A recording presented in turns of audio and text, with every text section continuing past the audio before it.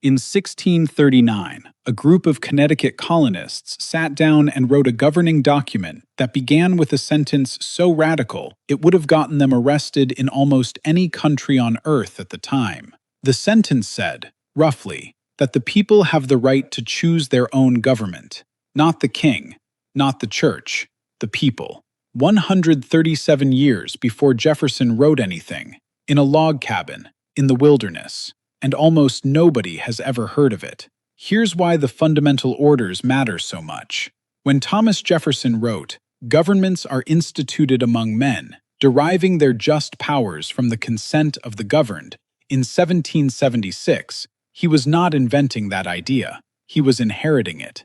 The lineage of that idea runs through John Locke, yes, but it runs through Connecticut in 1639 before that. The Fundamental Orders were the first written constitution in the Western world to establish a government based on the consent of the governed, rather than on royal charter or religious authority. Connecticut's state nickname is not an accident. It is called the Constitution State. So today we're going to cover the full founding story of Connecticut, from the man who walked his congregation through the wilderness from Massachusetts because Massachusetts wasn't free enough, to the document they wrote when they arrived, to the Pequot War, to the Charter Oak, to Connecticut's role as the provisions powerhouse of the American Revolution. By the end of this episode, you will understand why Connecticut's state nickname, the Constitution State, is the most legitimately earned state nickname in America. And you'll understand why the document that earned it is almost never taught in schools, all the way back to the beginning.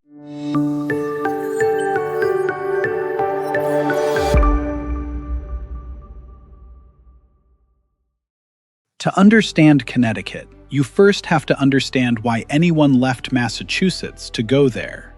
By the early 1630s, Massachusetts Bay Colony was thriving, but it was also becoming increasingly theocratic, increasingly hierarchical, and increasingly intolerant of dissent. We've already met Roger Williams and Anne Hutchinson, people who were essentially expelled for thinking too independently. But there was a quieter pressure too: land. Massachusetts was getting crowded near the coast. The Connecticut River Valley, further south and west, was described by early explorers as extraordinarily fertile. Rich bottomland, a navigable river. Some people went for ideas, some people went for soil, most people went for both. The central figure of Connecticut's founding is Thomas Hooker, a Puritan minister who arrived in Massachusetts in 1633 and was almost immediately too popular and too independently minded for the Puritan establishment's comfort. John Cotton, the most powerful minister in Boston, was reportedly nervous about Hooker's influence. Hooker was arguing something subtle but explosive, that ordinary congregation members had the right to vote on church matters, not just the ordained clergy and magistrates. Church democracy, which was, in the 1630s, one step away from political democracy. John Winthrop and the Massachusetts leadership were not enthusiastic. In the spring of 1636, Thomas Hooker led his entire congregation, approximately 100 people, on a 2-week journey on foot from Cambridge, Massachusetts to the Connecticut River Valley. No road, no map worth following, dense New England forest. They brought their cattle, their pigs, their household goods. The women and children walked the full distance. This was not a casual relocation. This was a deliberate statement. We are going somewhere different enough from Massachusetts that we are willing to walk 100 miles through the wilderness to get there. The Connecticut River Valley welcomed them with the richest farmland any of them had ever seen. 3 towns were established in the Connecticut River Valley in quick succession: Hartford, where Hooker settled, Windsor, and Wethersfield. These were not fishing camps like early New Hampshire. These were intentional communities established by organized congregations with a clear sense of purpose.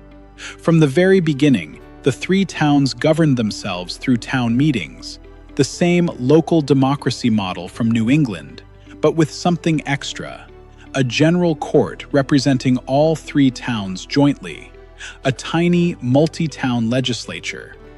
3 years before the fundamental orders were written, the governance instinct was already there.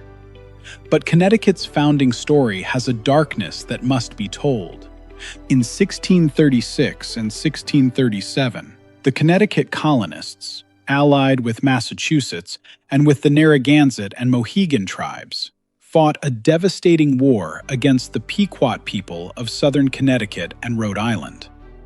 The Pequot War culminated in the Mystic Massacre of May 1637, in which English forces and their native allies surrounded a Pequot village at dawn and set it on fire.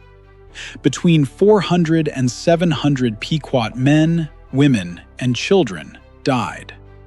The Pequot Nation was effectively destroyed as a political entity. The land that the Connecticut settlements needed to expand was now, catastrophically, available. The colony that invented democratic consent did so on land taken by fire. January 14th, 1639. The General Court of Connecticut adopted the Fundamental Orders, 11 fundamental laws, plus a preamble, written primarily by Roger Ludlow, a lawyer, likely in close collaboration with Thomas Hooker. The preamble alone was revolutionary. It stated that the inhabitants of Hartford, Windsor, and Wethersfield were entering into a combination and confederation together to maintain the peace and union of such a people, and crucially, it derived all governmental authority from the consent of the people, not from any royal charter or religious body. There was no mention of the King of England, no mention of God as the source of governmental authority, just the people. In 1639, let's be specific about what made the Fundamental Orders so radical. 3 things. First, it established that the governor and general court were elected. No lifetime appointments, no royal approval required. Second, it limited the governor's power explicitly. The same person couldn't serve 2 consecutive terms. That's term limits. In 1639. Third, and this is the most astonishing part, it explicitly gave the vote to any free man approved by the towns, regardless of church membership. In Massachusetts, you had to be a church member to vote. Connecticut said no. Civic participation did not require religious conformity. The separation of church and state, embryonic, in the wilderness in 1639. Real quick, before we get into the Charter Oak, Connecticut's role in the Revolution, and the document's direct influence on the U.S. Constitution, drop a comment. If you went to school in the United States, did your history class ever once mention the Fundamental Orders of Connecticut? Yes or no? I genuinely want to know the ratio, because I have a feeling it's going to be almost entirely no. In 1662, Connecticut received a royal charter from King Charles II, one of the most generous colonial charters ever granted. It gave Connecticut an extraordinary degree of self-governance, essentially codifying much of what the Fundamental Orders had already established in practice. Connecticut got to elect its own governor and legislature. London had minimal day-to-day involvement. For 25 years, this arrangement worked beautifully, and then, 1685, King James II, who was deeply uncomfortable with colonial self-governance across the board, decided to consolidate all of New England into a single administrative unit called the Dominion of New England. Connecticut's precious charter was to be revoked. In October 1687, Sir Edmund Andros, the governor of the new Dominion of New England, arrived in Hartford and demanded Connecticut surrender its royal charter.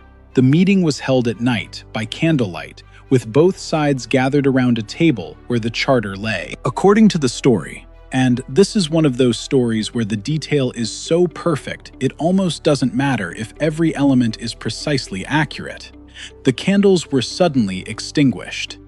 In the darkness, the charter was seized and spirited out of the building by Joseph Wadsworth, who ran into the night and hid it in the hollow of a massive white oak tree on Samuel Willis's property. the charter oak. Andros never got the charter. Connecticut never surrendered its self-governance.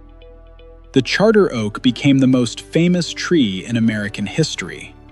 When it finally fell in a storm in August 1856, 169 years after hiding the charter, Hartford basically had a state funeral for it. The wood was made into chairs, gavels, a cradle, a bureau, a Bible box, picture frames, a barrel, a cane for President Pierce, and, I am not making this up, at least 17 different rocking chairs. Connecticut could not stop making furniture out of this tree. It is on the Connecticut state quarter. It is on the Connecticut state flag. The charter itself survived, was returned to Connecticut after the Glorious Revolution removed James II in 1689, and remains in the Connecticut State Library to this day. Connecticut's role in the American Revolution is one of the least celebrated and most important stories in the entire war. By the 1770s, Connecticut had developed the most productive agricultural economy in New England. Those fertile Connecticut River Valley bottomlands that Hooker's congregation walked to in 1636 were, by the Revolution, producing enormous surpluses of food, livestock, and manufactured goods. Connecticut became known as the Provisions State, the primary supplier of food, cattle, horses, and military equipment to the Continental Army. George Washington called Connecticut's support critical to the survival of the Revolution. Without Connecticut's farms and foundries, Valley Forge might have been the end of everything. Connecticut also produced two of the most important figures of the Revolutionary era. Israel Putnam, Old Put, was a Connecticut farmer and veteran of the French and Indian War who, according to legend, was literally plowing his field when he heard the news of Lexington and Concord, left his plow in the furrow, and rode 100 miles in 18 hours to join the fight. At the Battle of Bunker Hill, he is credited with the famous order, "Don't fire until you see the whites of their eyes."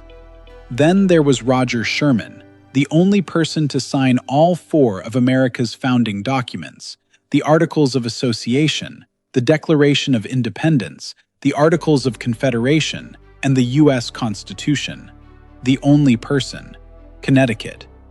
Connecticut was the fifth state to ratify the U.S. Constitution, January 9, 1788. But Connecticut's contribution to the Constitution was more than just a ratification vote. At the Constitutional Convention in Philadelphia in 1787, it was Connecticut's delegation, Sherman particularly, that proposed what became known as the Connecticut Compromise, or the Great Compromise, the solution to the deadlock between large and small states over representation. Two chambers, the Senate with equal representation per state, the House proportional to population. Without the Connecticut Compromise, the Constitutional Convention might have collapsed entirely. The Constitution might not have been written at all. Okay, Connecticut's list of historically significant things that nobody teaches. 1. Connecticut was the first state to have a written constitution, twice. The Fundamental Orders in 1639, then the Royal Charter in 1662, both of which predated every other governing document of their kind in the colonies. 2. Eli Whitney invented the cotton gin in Connecticut in 1793, which is historically ironic given that Connecticut was one of the first states to begin abolishing slavery starting in 1784. 3. The first cookbook published in America, American Cookery, was published in Hartford, Connecticut in 1796. 4. The first law school in America was founded in Litchfield, Connecticut in 1784. Connecticut apparently decided to invent American institutional infrastructure as a hobby. Let's close the loop on the most important claim of this episode. Did the Fundamental Orders of 1639 directly influence the U.S. Constitution of 1787? Historians debate the precise lineage. Intellectual history is never a straight line. But consider, Roger Sherman, who helped draft the Great Compromise at the Constitutional Convention, was a Connecticut man who grew up in a political culture shaped directly by the fundamental orders. The structures of elected government, term limits, and civic participation without religious test that the orders established in 1639 are present in the Constitution 148 years later. Whether the line is direct or ambient, the ideas traveled. Connecticut thought them first. There's something worth saying about the physical landscape of Connecticut that I think explains the colony's character. This is a small state, the third smallest in the country, but it contains extraordinary geographic variety. The wide, fertile Connecticut River Valley in the center, the rocky hills and forests of the northwest, the Long Island Sound shoreline in the south. It is genuinely beautiful, and its small size meant that the towns were always close enough to govern together, close enough to know each other, close enough to need the kind of cooperative democratic governance that the fundamental orders established. The geography demanded the document. Here's what I want you to take away from Connecticut. This is the episode in the series where the story shifts. Virginia was about survival. Massachusetts was about belief. New Hampshire was about autonomy. Connecticut is about ideas. Specifically, the idea that government is not a natural fact, not a divine right, not an inheritance. It is an agreement made between people, changeable by those same people. That idea, written down in a log settlement on the Connecticut River in January 1639 by a minister who walked 100 miles to be free enough to write it, became 148 years later the operating principle of the most powerful democracy in human history. The wilderness produced the document produced the country. Connecticut is not the most dramatic founding story in the 13 colonies. Nobody died in a mysterious mass disappearance. No one starved through a winter that killed half the population. No witch trials. What Connecticut has is something rarer in the colonial story. A founding idea, arrived at deliberately, written down carefully, and applied consistently enough that 148 years later, the men writing the Constitution of a new republic found it already waiting for them in the archives of the Constitution State. Thomas Hooker walked 100 miles because he believed people deserved better governance than what they had. He was right. And the government he helped design in that Connecticut Valley is still the ancestor of the one that governs you today. 3 last things. 1. Connecticut's state motto is Qui transtulit sustinet, Latin for He who transplanted still sustains, a direct reference to Hooker's congregation being transplanted from Massachusetts to Connecticut. The motto is about the walk. It was always about the walk. 2. The Fundamental Orders document itself no longer exists. The original was lost sometime in the colonial era. What survives is a copy recorded in the colony records. The most important constitutional document in pre-American history exists only in a handwritten copy. 3. Connecticut is the 3rd smallest state in America by area. The 3rd smallest state gave the Constitutional Convention its most important compromise, produced the only man to sign all 4 founding documents, and wrote the first democratic constitution in the Western world. Size is not the point. That's Connecticut, episode 4 of 13. Next up is Rhode Island, and Rhode Island's founding story is, and I mean this, the most radical act of political philosophy in colonial America. Roger Williams, the man Massachusetts expelled into the January wilderness that we met in episode 2, founded Rhode Island on the principle of complete religious freedom and separation of church and state in 1636, 150 years before the First Amendment, and then he made it genuinely work. Rhode Island became a refuge for Quakers, Jews, Baptists, Catholics, anyone being persecuted anywhere else in the colonies. The most tolerant colony in America was founded by someone who was thrown out into the snow by the least tolerant. That's episode 5. Subscribe, hit the bell, and I will see you there.